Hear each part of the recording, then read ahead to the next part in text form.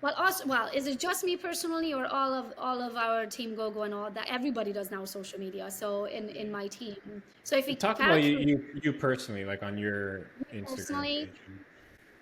probably tens and tens a week. Nice. That's Yeah. amazing. But I refer a ton. Like most of them, I just say, hey, Jessica, meet Angel right here. They want to buy Yeah. a house in Texas.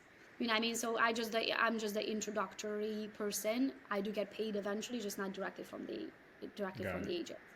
But yeah, a Amazing. lot. But when you do this right, though, I don't want you to limit yourself for referrals or leads only, because that's not actually, transactions is not the largest part of my income, and we do very, very well.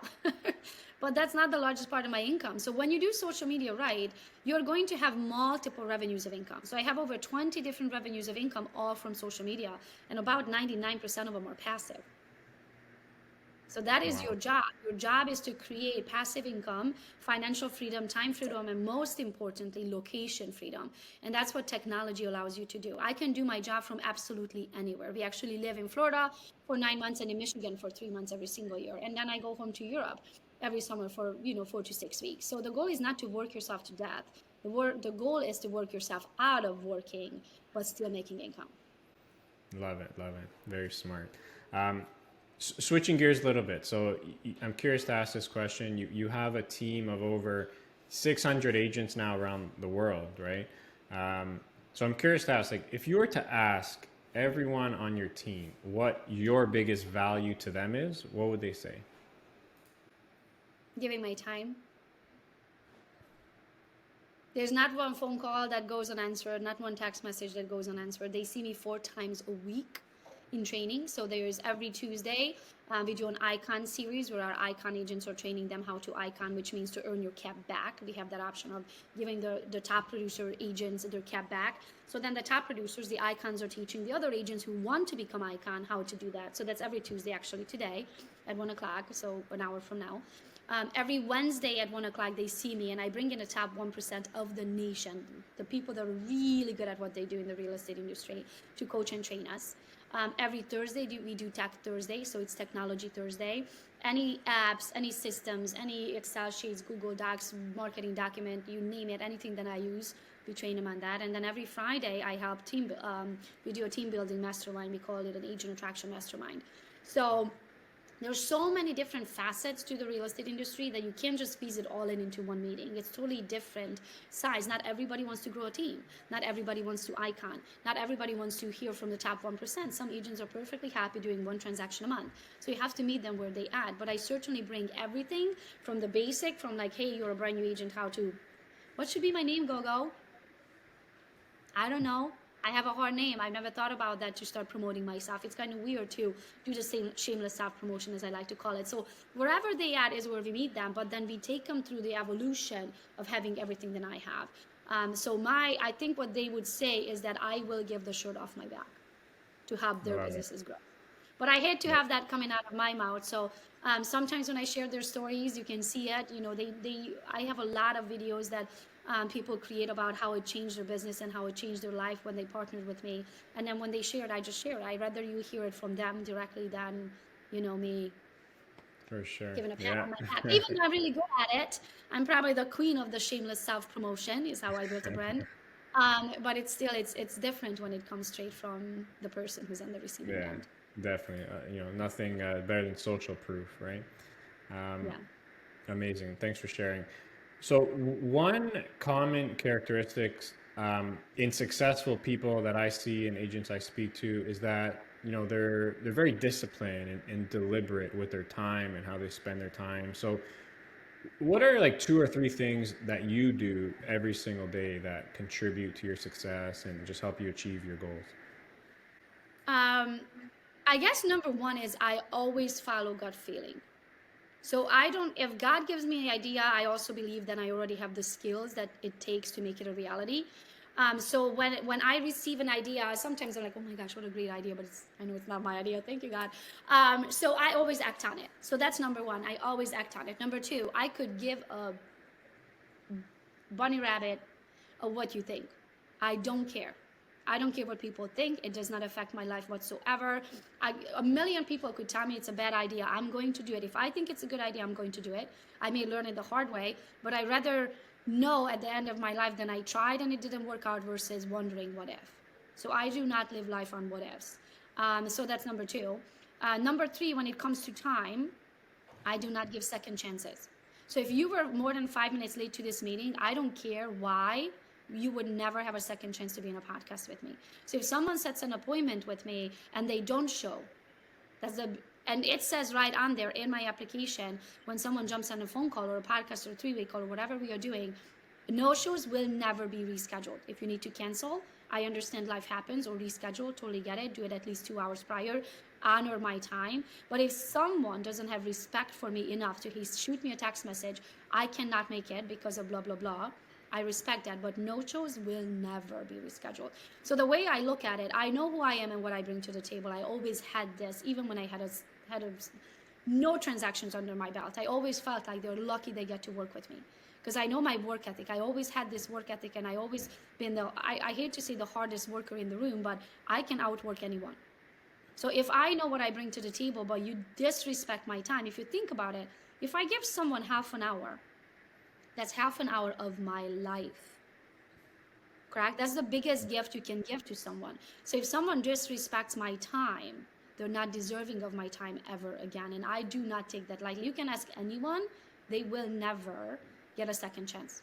So since we're talking about time, you have to respect your time.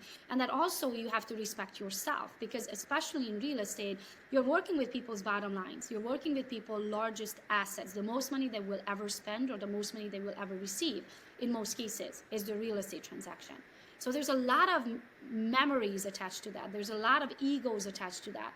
And sometimes it's not a walk in a park. I joke about it, then it's a walk in Jurassic Park. Sometimes it's scary. You know what I mean? And there's a certain things that we are willing to do for commission, but at the same time, sometimes you have to respect yourself enough where you say, nope, not even for this hefty commission you would ever talk to me like that. And I always had that built inside of me to respect myself enough, because you can only earn someone else's respect if you respect yourself. So sometimes when they are brand new in the industry, they're like, well, I don't have experience. I don't even know the answer to the questions. I don't know who to go to. I am maybe not the best choice. But even from day one, I always knew, I don't know the answer to your question, but I know who does. So let me make a quick phone call. I'll be right back. So own up to who you are. It's okay. Nobody was born to be a top producing realtor. Nobody. Everybody went through the evolution of becoming a top producing realtor. So it's okay, especially if you think about the people that know you. They know you just got licensed. So you can't possibly hide the fact that you're a brand new realtor. So just own up to it.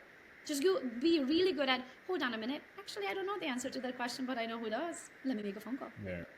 Yeah. Love it. Couldn't agree more with all that, for sure. And I could go on. I probably have a lot of principles of by which I live my life, but I am not structured like most millionaires. I do not wake up early. I actually wake up late. I go to bed very late. I usually go to bed between 2 and 3 o'clock in the morning, and ideally I like to sleep about 8:30 in the morning. So I'm a night owl. My brain works best after the world shuts down. And then in the morning when I wake up, I do need about half an hour to an hour to myself. I'll kind of get my thoughts ready, just thank the Lord. You know, I went on a walk after I dropped my son off this morning just by myself, and just kind of had me and nature and God and the universe. We had a good old conversation. I thank him for everything. You also have to be grateful, because if you're not grateful for what you have, you can't have what you don't have. So it's pretty much my routine. My routine is I do not like two of the same day. So I love diversity. I don't like security in a sense of like, I do not like doing the same thing over and over again. That is not who I am. That would actually the polar opposite of me. So that's it though. I go for, as I would like to say, I grab life by the balls. Always. I'm 1,000,000% always. If I'm doing something, you can bet your behind on it that I'm going to be on the top of the list or not on the list at all. So if something not important for me, I could care less if I make it or I get an achievement or not. But if it's important to me, I'll be right up there. And I will do whatever it takes to get there. So I'm not afraid of hard work. I'm not afraid of burning the candles on both ends. I'm not afraid of late nights and early mornings. Not afraid of whatever it takes to make it. I do that. Yeah. Just it comes with the territory. Yeah, I read a lot. I believe that you're just as good as, how you spend your time. Like, you get paid for the time, what you bring to the time. So if you want to be taken seriously, and you have to be not the smartest one in the room, because if you're in the smartest one in the room, you're in the wrong room. But you still have to be very smart. But for your growth, you have to switch the room while you become Nemo and you start swimming with the sharks. Very true. Love it. Amazing words of wisdom there. Love um, the confidence. I think the important one for me is like the time and just respecting your time and yourself. I think that's what a lot of people miss in a lot of cases. So that's a really good point. Yeah. So, if a realtor came to you and said, "Look, Gogo, I just need one piece of advice, one nugget of information that will help me succeed or just elevate my game," and if you had to drill it down to just that one thing, what would that piece of advice be? Social media. Social media.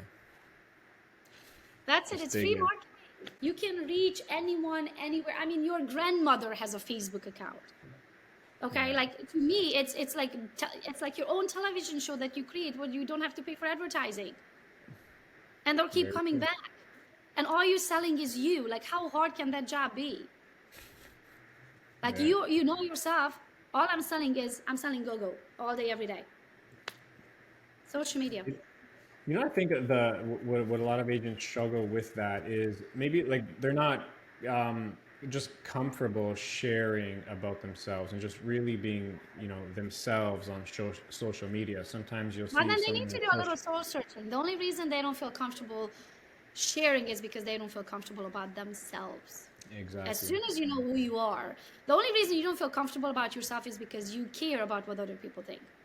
I could care That's less what they think. exactly what I was just going to bring up again because you said that a few times, and I think that's really what it's all about is not Yeah, giving a damn what other people no. think.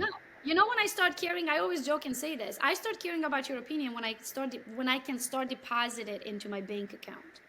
When I can deposit your opinion into my bank account and send my child to college or pay off my mortgage with it, I start caring. But until then, it does not matter what anybody thinks, besides the guy upstairs, the big guy, or girl, whatever, maybe genderless, I don't know.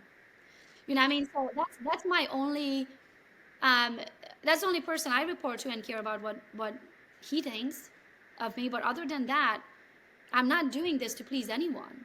And also with people who are like, well, I'm private. Well, I'm private too, because guess what? You only see what I allow you to see. How often do you see my kids? I have two. How often do you see them? Twice a year? Maybe? I posted them yesterday on Memorial Day when they jumped off of a thing into the lake. But other than that, you don't see my kids very often. You get to see of me what I allow you to see. So you can create privacy to whatever level you feel comfortable at. Yeah. I think that's really good points. One, I think that's the key, the mindset of like not caring what people think. And like you said, like, if someone says like they're private or they don't want to share things, then don't. Like you're in control of what you want to share, right? So Exactly. But you that's still it. have to share enough to allow people to get to know you, to see your Yeah. hustle, to know your work ethic, to see who you are, what you stand for. Maybe there is a nonprofit organization that you run. Maybe you're a part of a huge something locally. Maybe you're an advocate for type 1 diabetics. Maybe you are the 4-hour week person that's all you want to talk about is how to work 4 hours and make hundreds and if not millions, 7 digits. So Yeah. whatever that thing is, that's you. That's what you're selling. Like, why do you think I show my bulldog? Because there are other bulldog lovers out there. So maybe we don't have anything else in common, but we have the bulldog thing in common. That's how they start following me. Oh, I didn't know Gogo has a bulldog. Cool. Now Yeah. they follow me for that.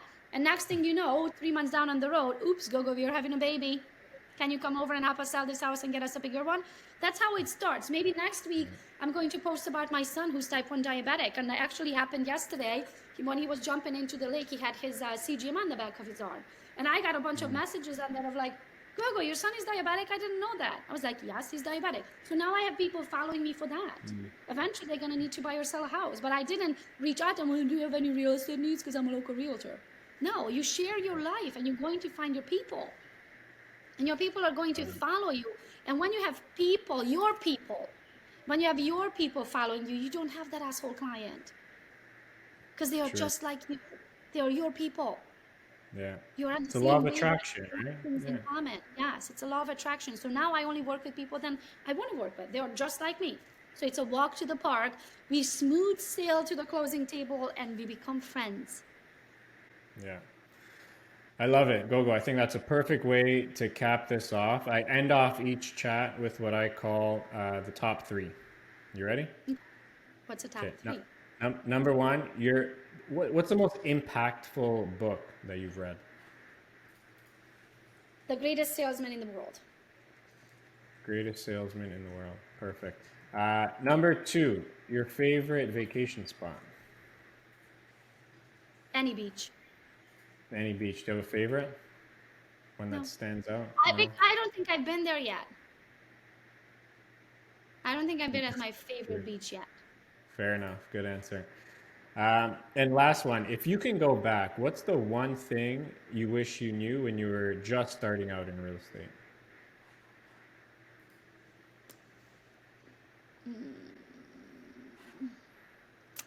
I think the hardest lesson for me to learn was that you have to have money, you have to spend money to make money. And I don't like to spend money. I'm as if there is a way to do something for free, I'm going to figure it out. I'm sure there's a free app, there's a free something somewhere that I can use.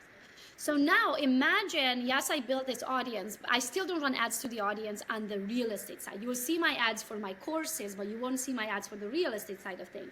So imagine if I just took $5 a day or $10 a day. Goodness gracious, I spend $10 a day. I can freaking skip Starbucks. And I run ads. Like, how much further could I be? But I just Yeah. feel like it's so against my organic speech and thing. If you can do it for free, why to throw money at it? But I think that's the lesson. If you want to, if you can just throw minimum, I'm not asking you to spend thousands of dollars, but you will go faster when you throw money at it. So maybe Yeah. you'll market, maybe you will start promoting, I don't know, pop buys with your local lender and title company, and they pitch in and you pitch in, and then the three of you create this cute little basket, and then you start taking it out and pop buy at past clients or potential clients or your neighborhood or whatever you're farming, which requires money. And that was the hardest thing for me, is to be okay with spending money to making more money. Yeah, makes sense for sure.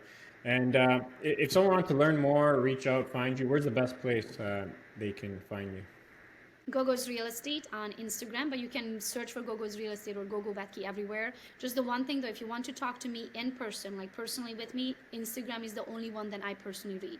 On every other account, including my emails, LinkedIn, Facebook, you name it, I have virtual assistants. So if you want to have me in person, that's Gogos Real Estate on Instagram. Perfect. Gogo, thank you so much for taking the time to speak with me. I really appreciate it. I know everyone listening is going to get a ton of value from this chat. So thank you so much. Really do appreciate the time. Thank you so much for having me. Awesome. Have a good one. Bye.